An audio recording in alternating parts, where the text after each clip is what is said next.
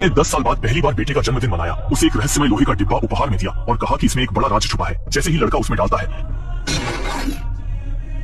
बेटे का हाथ मशीन के कंगन से लहूलुहान हो गया। लेकिन उसके वैज्ञानिक पिता गंभीरता से बताते हैं कि यह कंगन एक बार पहन लिया तो फिर कभी नहीं उतारा जा सकता, लेकिन भविष्य में किसी दिन यह कंगन बहुत बड़ी भूमिका निभाएगा। ये कहने के बाद पिता घबराए हुए जल्दी से वहां से चले गए। लेकिन उस दिन के बाद से पिता ऐसे गायब हो गए जैसे हवा में उड़ गए हों और फिर कभी घर नहीं लौटे। समय पलक झपकते ही बीत गया और देखते ही देखते समय दूर के वर्ष 2067 में आ पहुंचा। उस समय जबरन कंगन पहनाए गए निक अब एक हैंडसम नौजवान बन चुका है और उसने एक बेहद खूबसूरत पत्नी से शादी भी कर ली है। लेकिन डरावनी बात यह है कि अब इंसान एक भयानक आपदा का सामना कर रहे हैं। एक भीषण गर्मी की लहर ने पूरी पृथ्वी को अपनी चपेट में ले लिया है। सभी पौधे और जानवर नष्ट हो गए, समुद्र भी पूरी तरह सूख गया। इसी आपदा के कारण दुनिया की आबादी तेजी से घटकर कुछ मिलियन रह गई। जो लोग बच गए उनकी हालत भी अच्छी नहीं है। चूंकि सभी पौधे और जानवर नष्ट हो चुके हैं, हवा में ऑक्सीजन की मात्रा बहुत तेजी से घट गई है। बचे हुए लोग केवल एक प्रकार की सिंथेटिक ऑक्सीजन पर ही अपनी जान बचा पा रहे हैं। लेकिन इस सिंथेटिक ऑक्सीजन के बहुत बड़े साइड इफेक्ट्स हैं। अगर इसे ज्यादा मात्रा में सांस के जरिए ले लिया जाए तो यह गंभीर श्वसन संबंधी बीमारियां पैदा कर सकता है। और निक की पत्नी भी इसी का शिकार हो गई। अपनी पत्नी का इलाज कराने के लिए निक को दिन रात कड़ी मेहनत करनी पड़ती है, लेकिन इसके बावजूद उसकी मामूली कमाई इतनी नहीं है कि वह भारी भरकम इलाज का खर्च उठा सके। इसी बीच जब निक चिंता में डूबा हुआ था, तभी दुनिया की सबसे बड़ी ऑक्सीजन सिंथेसिस कंपनी अचानक उससे संपर्क करती है और कहती है कि उनके मालिक उससे मिलना चाहते हैं।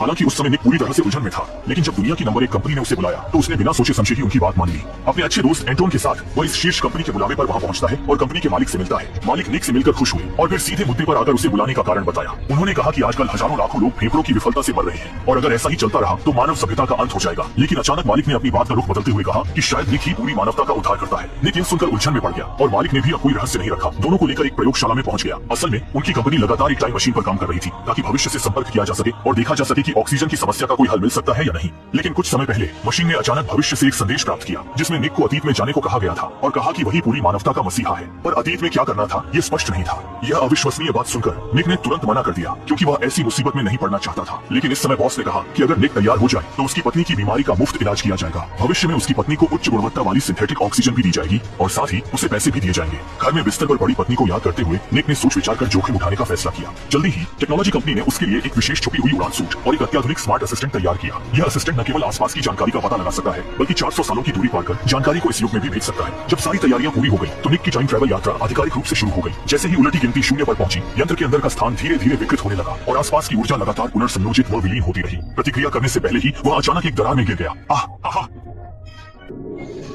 बहुत खूब। एक रोमांचक अनुभव के बाद निक 400 साल भविष्य में पृथ्वी की यात्रा करने में सफल रहा। आंखें खोलते ही तीव्र घर्षण से उसका अंतरिक्ष सूट जलने लगा। घर्षण से भयंकर आग भड़क उठी है। ये देखकर वह घबरा गया और अपना सूट उतारने लगा, लेकिन इससे पहले कि वह समझ पाता, ऑक्सीजन सिलेंडर गर्मी से फट गया। इस जबरदस्त धमाके की लहर ने उसे पल भर में बेहोश कर दिया। करीब 2.5 घंटे बाद ही वह धीरे धीरे होश में आया, लेकिन उसके चारों ओर का नजारा देखकर वह हैरान रह गया। उसने कभी सोचा भी नहीं था कि 400 साल बाद की पृथ्वी इतनी जीवंत और हरी भरी होगी और इसका मतलब था कि अब पृथ्वी ने अपनी पुरानी जीवन शक्ति को खुद ही वापस पा लिया है। लेकिन जब उसने अपने स्मार्ट असिस्टेंट से आसपास की जानकारी स्कैन की तो पाया कि सैकड़ों किलोमीटर के दायरे में कोई जीव नहीं था। निक बेचैन हो गया। जिज्ञासा शांत करने के लिए वह तुरंत 400 साल बाद मिले निर्देशांक की ओर बढ़ गया। उसे उम्मीद न थी कि वह एक सुनसान प्रयोगशाला केंद्र के सामने पहुंच जाएगा। दरवाजे पर एक सूखी लाश थी। मृतक की पेशानी पर गोली का छेद था जिससे उसकी मौत गोली से हुई थी। निक जांच करने लगा। सामने का दृश्य देखकर दंग रह गया। जैसे ही वह व्यक्ति 400 साल बाद की धरती पर पहुंचा, उसके सामने पड़ी एक कंकाल ने उसे हैरान कर दिया, क्योंकि उसने देखा कि उस कंकाल के पास वही पहचान पत्र था जिस पर उसका खुद का नाम लिखा था। इतना ही नहीं, उसने यह भी देखा कि उस लाश की कलाई पर वही मैकेनिकल ब्रेसलेट था जैसा उसके पास था। फर्क बस इतना था कि दोनों ब्रेसलेट्स की लाइट्स में एक की लाल थी और एक की हरी। शुरुआत में निक को लगा कि यह महज एक संयोग है, लेकिन फिर उसने लाश के पास एक पुराना स्मार्ट असिस्टेंट ढूंढ निकाला और यह देखकर वह अविश्वास में पड़ गया, क्योंकि यह स्मार्ट असिस्टेंट बिल्कुल वैसा ही था जैसा उसके पास था। शांत होने के बाद निक को एहसास हुआ कि यह कंकाल 400 साल बाद का वही खुद है, लेकिन खोपड़ी पर मौजूद गोली के छेद से साफ था कि उसकी मौत प्राकृतिक नहीं थी। यह पता लगाने के लिए कि उसे किसने मारा, निक ने स्मार्ट असिस्टेंट निकाला और हत्या के समय की रिकॉर्डिंग को फिर से चलाया।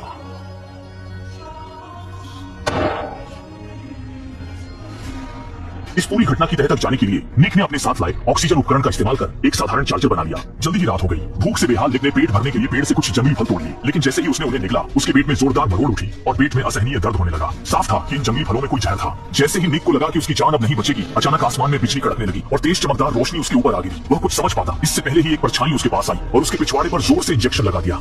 जब निक को होश आया तो उसने देखा कि वह शख्स कोई और नहीं बल्कि उसका अच्छा दोस्त एंटोन था। स्मार्ट असिस्टेंट ने महसूस किया कि निक जहर से प्रभावित हो गया। उसने संदेश 400 साल पहले की प्रयोगशाला में भेज दिया। बॉस ने एंटोन को डिटॉक्सिफायर के साथ समय यात्रा कराकर निक का जहर उतारने भेजा। निक एंटोन को लेकर कल छोड़े गए प्रयोगशाला के सामने पहुंचा। अंदर कैसे जाए? झाड़ियों में से एक यांत्रिक हाथ निकल आया। उसने निक पर फायरिंग की और फिर छोड़े गए बेस का मुख्य द्वार खुल गया। अंदर आए, सामने एक कंप्यूटर रखा है। स्क्रीन पर धूल हटाने के बाद उस पर निक का स्वागत करने वाले शब्द लिखे थे। संदेह के साथ उसने धीरे से एंटर की दबाई। अगले ही पल उसकी कलाई पर बंधा यांत्रिक ब्रेसलेट सक्रिय हो गया और उसकी बाहों को इतनी जोर से जकड़ लिया कि खून बहने लगा। शायद किसी चीज का आभास होते ही बेस की बिजली भी अचानक बहाल हो गई। तभी उन्हें पता चला कि यह जगह दरअसल 400 साल बाद का प्रयोगशाला केंद्र है। अभी दोनों कुछ समझ पाते, निक के पिता का प्रोजेक्शन अचानक सामने आ गया। पिता ने समझाया कि यह टाइम मशीन उन्होंने 400 साल पहले बड़ी मेहनत और लगन से बनाई थी, जिसका उद्देश्य मानवता की ऑक्सीजन संकट की समस्या को हल करना था। लेकिन पिता के बोल खत्म होने से पहले ही प्रोजेक्शन डिवाइस अचानक खराब हो गई और सामने खड़ी टाइम मशीन तुरंत सक्रिय हो गई, जिसमें 4 घंटे की चार्जिंग मोड शुरू हो गई और 4 घंटे बाद टाइम मशीन फिर से पोर्टल खुलेगी और दोनों को 400 साल पहले वापस भेज देगी। अब सिर्फ 4 घंटे बचे हैं, लेकिन वे अभी तक कोई भी उपयोगी सुराग नहीं ढूंढ पाए हैं। मजबूरी में वे दोनों बाहर निकलकर खोजबीन करने लगे, शायद उन्हें ऑक्सीजन संकट का हल भी मिल जाए। लेकिन जब वे स्मार्ट असिस्टेंट के निर्देशों का पालन करते हुए अपने पुराने शहर पहुंचे तो हैरान रह गए। पूरा शहर पौधों से ढका हुआ था और उनकी आंखों के सामने सिर्फ खंडहर ही खंडहर थे। बेचैन मन से निक 400 साल पहले अपने घर लौटा। तभी उसकी नजर घर के अंदर एक कंकाल पर पड़ी, जिसकी मुट्ठी में एक लोहे का फूल था। निक को उस लोहे के फूल की अच्छी तरह याद थी, क्योंकि यही वह निशानी थी जो उसने अपनी पत्नी को प्रेम चिन्ह के तौर पर दी थी। साफ था, यह कंकाल उसकी पत्नी का ही था। यह दृश्य देखकर निक पूरी तरह टूट गया, क्योंकि इसका मतलब यह था कि चाहे वे कितनी भी कोशिश कर लें, अंत में वे 400 साल पहले के इंसानों को नहीं बचा सकते। एंटो निक को दिलासा देना चाहता था, लेकिन निक ने उसकी बात सुनकर और भी डरावना महसूस किया। उसने बिना कुछ कहे कंकाल के पास से स्मार्टफोन निकाला और मरने से पहले की रिकॉर्डिंग चलाने लगा। अब और पीड़ा नहीं, ये बंद हो गई। तुमने ये मुझसे क्यों नहीं छुपाया? एक बंदूक है। हालांकि दोनों इस बारे में पूरी तरह से उलझन में थे, लेकिन टाइम मशीन को शुरू करने का मौका अगर इस बार चूक गया तो शायद वे हमेशा के लिए इस भविष्य की दुनिया में फंसे रह जाएंगे। जल्दी ही दोनों वापस प्रयोगशाला बेस पहुंच गए। अब शुरू करने के लिए सिर्फ 10 मिनट बचे थे। इसी दौरान प्रोजेक्शन की खराबी भी अपने आप ठीक हो गई और प्रोजेक्शन फिर से दिखाई देने लगा। निक को आखिरकार पीठ पीछे की पूरी सच्चाई पता चल गई। उस आदमी ने टाइम ट्रैवल मशीन अभी ठीक ही की थी कि उसे एक चौंकाने वाली खबर मिली। असल में यह मशीन उसके पिता ने बनाई थी।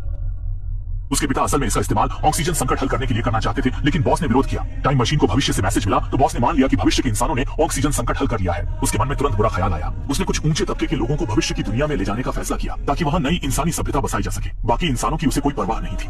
लेकिन अच्छे दिल वाले पिता बाकी बचे हुए लोगों को छोड़ने का इरादा नहीं रखते थे।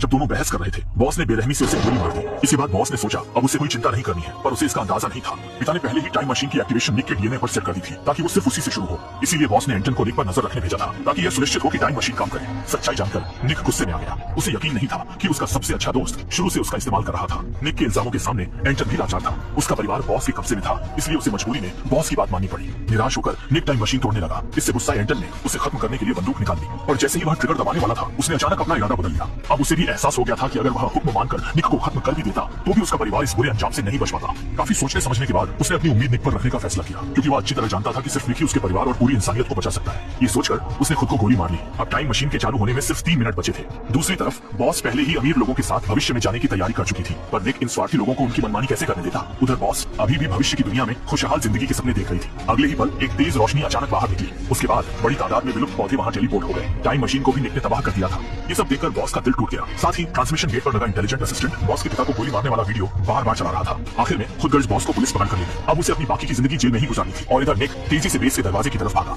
उसने देखा कि उसकी लाश वहां नहीं थी। ऐसा लग रहा था कि उसकी किस्मत आखिरकार बदल गई थी। तो क्या बाकी इंसानों की किस्मत भी इसी तरह बदली होगी? यह सोचकर वह बिना रुके शहर की तरफ दौड़ने लगा, पर सामने का नजारा देखकर वह हैरान रह गया। उसने देखा कि जो शहर पहले वीरान और बेजान था, अब वहां जिंदगी लौट आई थी। इंसान और प्रकृति एक दूसरे के साथ बड़े सुकून से रह रहे थे और इसी के साथ